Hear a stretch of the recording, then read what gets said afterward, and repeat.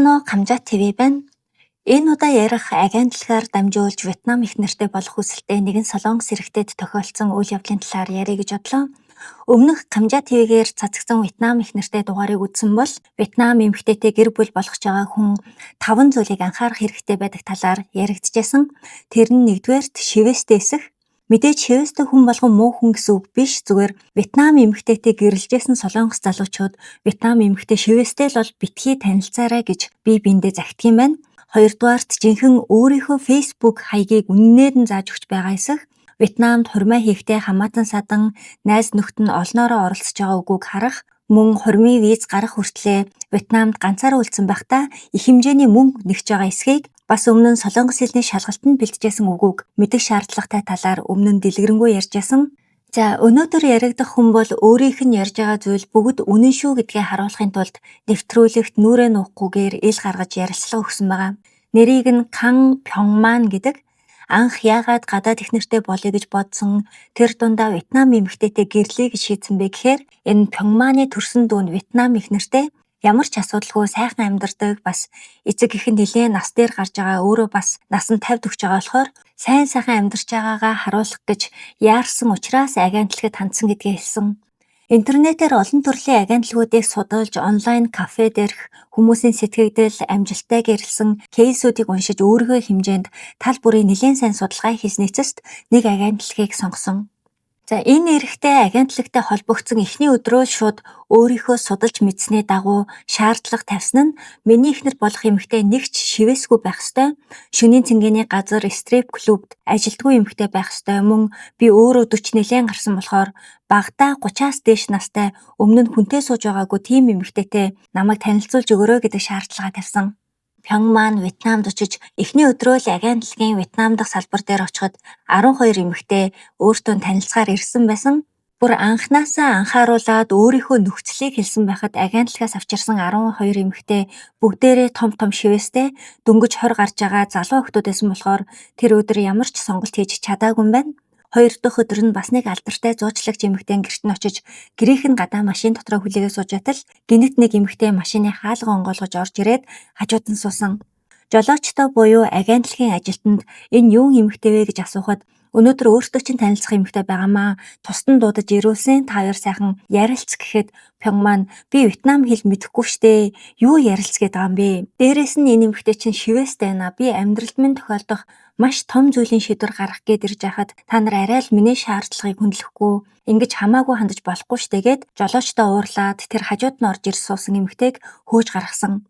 Зуучлагч эмэгтэй гэрт нь ороход Пёнгмантай танилцах гээд 8 эмэгтэй ирсэн байсан. Тэр олон хүнд нүүр будалттай шивэстэй охтууд дундаас маш энгийн даруухан дүр төрхтэй эмэгтэйг олж харсан.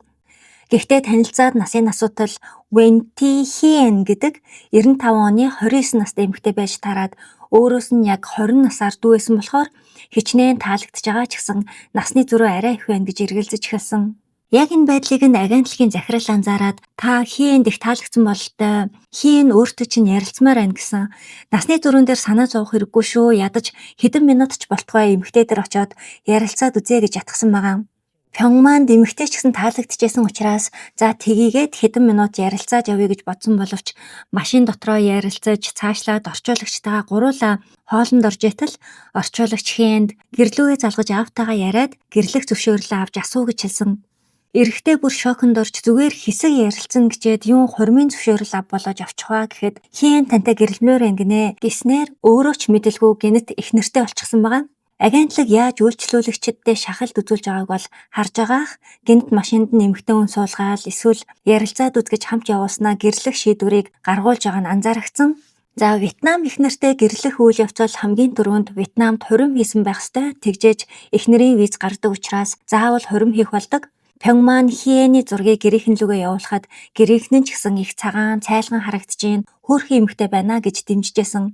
Дараа өдөр нь агентлагаас эхнэрийн талын аав ээж дээр очиж мэдлэх хэрэгтэй гэсэн учраас баг зэрэг бэлгэсэлт бэлдээд очиж мэндэлж тэрний дараа өдөр нь хормын яслал болсон. Үнэхээр бүх зүйл хурдан болж өнгөрсөн. Вьетнам дотроо балсарын аялал хийж аяллаас ирснийхээ дараа Хиэний эцэг эхийн гэрт орж бас мэндэлсэн. Тэрний дараа өдөр нь Ханоид эх нэртэйгээ хамт цагийг өнгөрөөлж нэг өдөр бүтэн болцсныхоо дараа Солонгос руу буцаж нисч эхнэр нь Вьетнамдаа үлдснээр онгоцны бодлоос тэр хоёр салцгаасан байгаа. Үнэхээр хөөрхөн сайхан сэтгэлтэй эмэгтэй байсан бас Солонгост буцаж ирснийхээ дараа эхнэрийнхээ виз гарахыг хүлээх хугацаанд эхний нэг сар нь бол үнэхээр амьдралынхын жаргалтай үеүүдийн нэг байсан талаар Пхёнгнам хэлдэг. 32 өдрийн турш фейсбүүкээр харьцаж эхнэрийгээ арх удаггүй, зугаа цэнгэнд дургүй, бас хэлний сургалтанд яваад ирэхээрээ дотор байрнаасаа ч гарахгүй хичээлээ хийж судаг гэд нөхрийн хувьд сонголтондоо сэтгэл хангалуун байсан. Пхёнгман Хиэнд би чам руу мөнгө шилжүүлсэн хэрэгтэй юм байвал аваарай гэхэд надад мөнгөний хэрэг одоогоор алгаа. Би гадуур гарахч дургүй зүгээр төрсөндүүдээ гарын мөнгө болгоод өгчлөө. Үлдсэн мөнгөө хадгалж агаад чамд бэлэг авнаа гэхэд нь маш их догдолж сэтгэл нь хөдлөж байсан байна. Ер нь л өөрөөсөө илүү гэр бүлээ нэгт тавьдаг эмэгтэй юм байна. Би үнэхээр сайн хүнтэй гэрэлжээ гэж Пхёнгнам бодсон. Гэхдээ түүний аз жаргалтай өдрүүд удаан үргэлжлээгүй. Уцаар харьцаад 30 хоног өнгөрсөний дараа Хиений ааш зан нь баг зэрэг ууртай болж өөрчлөгдсөн. Эхнэрээ аргадах гэж би чамд гоё бэлэг явуулъя гэсэн ч хариу ирэхгүй. Залгсан ч уцаа авахгүй болохоор найзаасаа зөвлөгөө авахд эмэгтэйчүүд хаяа гомдлож ууралт юм аа. Тэр үед нь байн юм бичиж залхаагаад байлгүй. Хугацаа өг гэсний дагуу хэсэг юм бичээгүй орхисон ч эхнэр нь огт өөрчлөгдөөгүй. Бүр аргаа бараад надад засаж залруулах юм байвал би өөрчлөгдөө. Одоо хоёулаа эхнэр нөхөр болсон хүмүүс штэ. Солонгос дээр ч надтай амьдрмааргүй байгаа мүү гэхэд тийм ээ гэж хариулсан байгаа. Пхёнгман гайхаж агентлагтайгаа холбогдоход зүгээр орхичгоо маргааш гэхэд зүгээр болчихно гэсэн боловч Хиен агентлагийн дотор байрнаасаа хүртэл гарааж авчихсан байсан. Яаж ч холбогдох гээд чадахгүйсэн болохоор Пхёнгман Хиений аавтай холбогдоход аав нь үнэндээ Хиен чамтай гэрлэхээсээ 2 сарын өмнө сэтгцийн эмнэлэг дэмжлүүлж байгаад гарч ирсэн юм аа. Маш хүнд хэлбэрийн сэтгэл готралтай хийм хардаг байсныг нь ингэж ааваас нь олж мэдээд маш хүнд байдалд орж игч уйснаа хэлсэн байгаа. Энэ явдлаас хэд хоногийн дараа агентлагаас Пхёнгмантай холбогдоод Хиен сэтгцийн асуудалтай сэтгэл готралтай байсныг бид нар огт мэдээгүй. Эмэгтэй өөрөө мэдээлэлээ өгөхдөө нуусан болохоор мэдэх боломж ч байгаагүй. Вьетнамд хийлгсэн эрүүл мэндийн шинжилгээнд ямар ч тийм зүйл бичээгүй байсан. Гэхдээ яг хөө эхнэрийн аав ээж манай охин хүнд хэлбэрийн сэтгэл готролын асуудалтай шүү гэж нэг хэлжсэн ч гэсэн тэр бол үйлчлүүлэгчээс салгах шалтгаан биш байсан гэдэг байж боломгүй хариултыг өгсөн. Тэгэхээр агентлаг Хиений асуудлыг мэдчихсэн ч эрэгтэйд хэлээгүй нуусан болж таарч байгаа. Ингээд сарын дотор эхнэр Хиен ямар ч хариу өгөхгүй алга болсноор ингэж тэр хоёр салсан байгаа. Пхёнгман агентлаг руугаа уурлаж яагаад сайн судлахгүй намайг ингэж хэцүү байдалд оруулж байгаа юм бэ гэд орхисон. Гэтэл 3-7 хоногийн дараа агентлагийн ажилтан залгаж бид буруугаа хүлээж танд дахиад эмэгтэй хүн танилцуулъя. Энэ удаад маш сайн судалгаа хийсэн та биднэрт боломж олгоод дахиад Вьетнам руу хүрээд ирээч гэж гуйсан. Үнэхээр их ууранд хүрчээсэн ч агентлагт төлсөн өндөр төлбөр нь хайран санагдаж юу ч гэсэн очиод үзье гэж шийдсэн байгаа. Дахиад Вьетнамд очиход энэ удаа 14 орчим эмэгтэйг харуулсан. Тэр донд Вен Ти Нук Ан гэдэг эмэгтэй нэлээд залуухан баг зэрэг ааштай юм шиг харагдчихсэн эмэгтэй бусад октод явсан ч явахгүй тэндээ үлдсэн байсан. Пхёнгман хараад энэ эмэгтэйн үс гэзэг хум сураг харалтаа маш халтар бохир харагдаж байна гэхэд нөгөө л нэг агентлагийн шахалт явагдаж эхэлсэн. Яг нөгөө аргаараа эхлээд ярилцаад үзье гэдэг шигэ агентлагийн захирал өнөөдөр агентлагийн дотор байранд та хоёрыг хонуулъя. Байр руу явангаа машин дотор ярилцаад үзье гэхэд нь Пхёнгман би Вьетнам хэл мэдэхгүйгээ тахад яагаад байнга ярилцгээд хүн шахаад байгаа юм бэ гэж хариулж дуусаагүй байхад эмэгтэйг машин суулгачаад яваад өгсөн. Юу ч гэсэн Пхёнгман Венти гэд тэр эмэгтэйг дотор байранд буулгаж өгөөд өөрөө шууд буудлал руугаа явсан юм байна. Гэтэл нэг цагийн дараа агентлагийн захирал залгаж за та маргааш Вентигийн гэрлөө очиж аав ээжтэй минь мэдхээр явна шүү гэд хүчээр тулгсан. Би яагаад танилцаж мэдлэх ёстой юм бэ гэхэд юу ч гэсэн очиод уулзаад үз таалагдахгүй байвал хизээч хамаагүй гараад ирээрээ гэсэн агентлагийн 2 дахь арганд орсон. Гэрт нь очиод харахад Венти доороо нэг эрэгтэй нэг эмэгтэй дүүтэй айлын том охин байсан. Гэрийнхэнтэй нь уулзаад хоол идэхээр болцооход хурмын яриа явагдаж нэг л мэтгэд бас дахин 2 дахь их нартайгээ хурмаа хийгээ зогсож байсан. Тодруулах юм бол 2023 оны 4 сарын 17-нд буюу анхны эхнэрээсээ салснаас сар гарангийн дараа 2 дахь гэрлэлтээ хийж гэн гэсэн үг.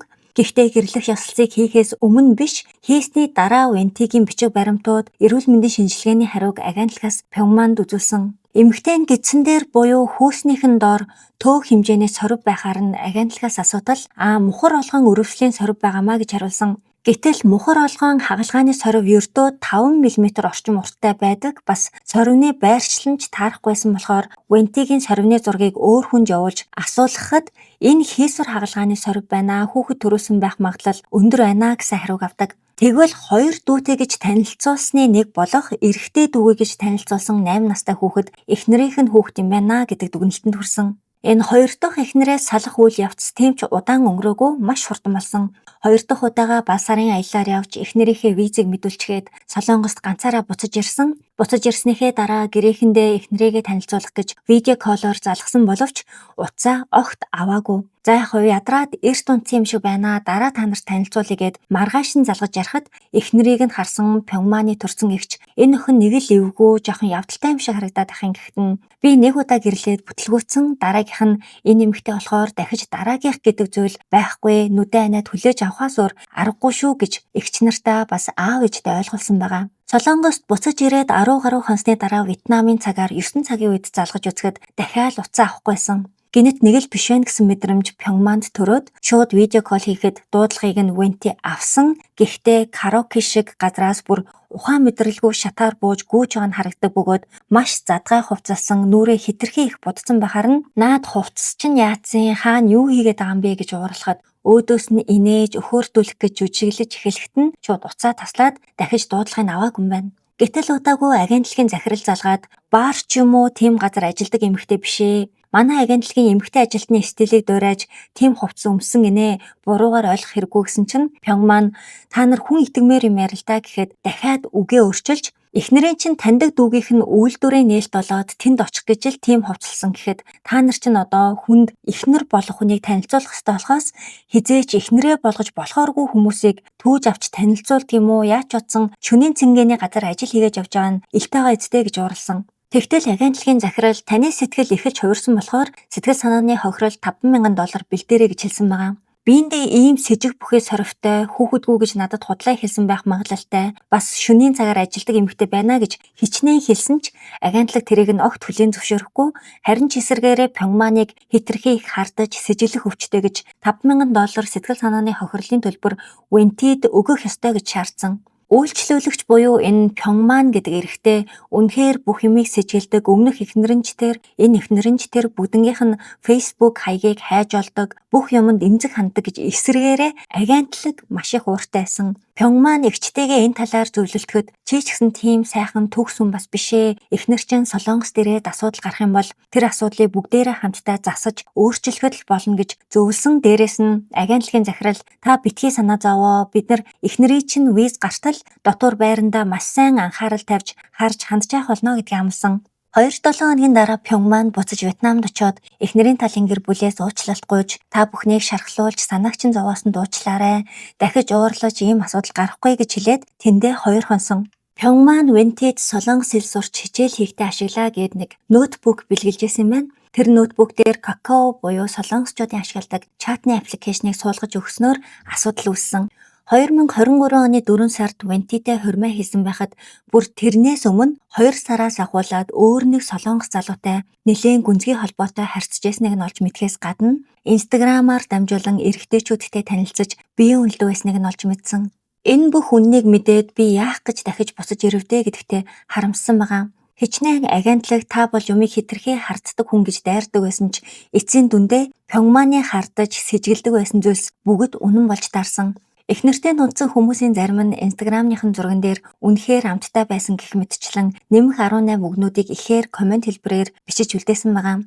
Ингээд Пхёнгман би хизээч насан туршдаа амьдрах хүнээ ийм хүн байгаасаа гэж хүсэхгүй байна. Чамчиг эмэгтэйтэй сууж солонгост аваачаад амьдралаараа тоглуулсан маш олон залуучуудын тухай би сонсч байсан гэд эмэгтэй уучлалт гуйсан ч хүлээж авахгүй энэ харилцаа дууссан. Вьетнамд байх үлдсэн хугацаанд сайхан аялж агаад солонгос руугаа буцах бодолтой байсан ч агентлагаас залгаад өмнө нь нэг гэрэлжсэн эмэгтэйтэй танилцгуу та гэхэд нь яаж хүнийг 3 дахь гэрэл гэж хэлж чаддаг байна. Надаар тоглоод байгаа мүү гэхэд агентлагийн ажилтан буудлынхын өрөөнд өөрийн биеэр хурж ирээд ганцхан удаа уулзаад үзчих. Ийм их хөрөнгө мөнгө гаргачаад ядаж ямар эмэгтэй ирэх нь харчаад явгсан байгаа. Эхнийхээ хурмыг хийснээс 4 сарын дараа 3 дахь эмэгтэй буюу нөхрөөсөө салсан нэг охинтой эмэгтэйтэй танилцаж хамт болзож бэлэг авч өгч цагийг хамтдаа өнгөрүүлээд солонгос руу буцсан. Мэдээж 2 удаагийн гэрлэлт бүтлгүйцсэн болохоор энэ удаад огт яараагүй. Солонгост ирээд шин танилцсан эмэгтэй Facebook-ыг хайж олоод зургийг доош гүйлгэхэд дахиад нэг хүүхдийн зураг байнга гарч ирсэн. Уг нь Пхёнгманд Facebook ашигладгүй гэж юу ч хэлэхгүй байсан ч яг нэрээр нь хайж үзээд худлаа ярьсныг нь олж мэдсэн. Facebook-ээс 2 хүүхэдтэй бүр нөхөртэй эмэгтэй болохыг харсан байгаа.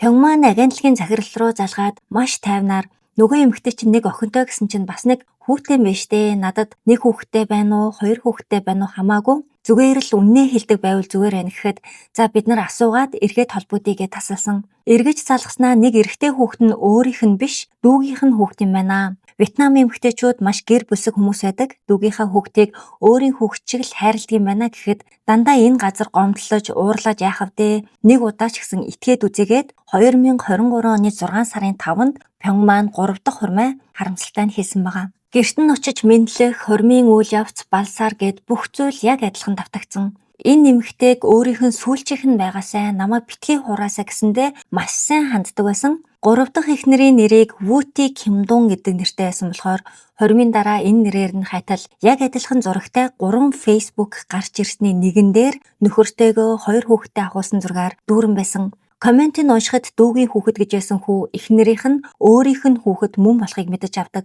Энэ талаар 3 дахь эхнэрийн үеэлээс нь асуухад чамд үнэхээр хайртай болохоор чамайг алдахгүй гэж нэг хүүхэдтэй гэж худлаа хэлсэн юм шиг байна.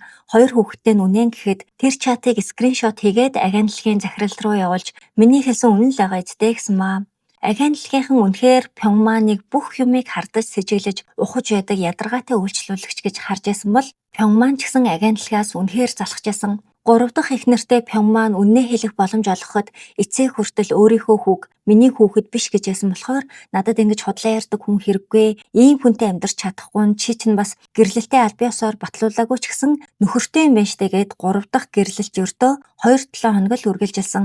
Аль биесээр салж дуусаагүй байхад 3 дахь эхнэр аль хэдийн өөр хүнтэй хурмаа хийгээд балсараа тэмдэглээд явж байгааг нь Пхёнгман сошиалоос өөр нэг агентлагийн хийсэн зурагнаас олж мэдсэн байгаа. 3 гэрлэлт гуруулаа бүтлгүйцсэн болохоор үнэхээр их иччихсэн ч танилцуулж байгаа эмэгтэйгээ сайн судалдаггүй агентлагаас энэ бүх зүйл боллоо гэж буруутгаж Вьетнам эмэгтэйтэй гэрлэе гэж бодож байгаа солонгосчуудын хэрэгэлдэг группээр өөртөө тохиолдсон энэ явдлын талаар бичиж агентлагийн нэрийг ил болгосон. Тэгтэл агентлаг групп чатнаас Пхёнгманыг шууд хасаж орхидог. Хэсэг хугацааны дараа Хьюэн буюу та бүхэн маань санаж байгаа бол эхний эхнэр гүүрнээс үсэрч амиа хорлсон талаар төрсөн дүүгээс нь сонсоод Вьетнамд эртэл агентлаг Хьюэнийг гэрлэлтээ сүйтгэж гэрээгээ зөрчсөн гэд их хэмжээний төлбөр нэхэмжилсэн байсныг олж мэдсэн.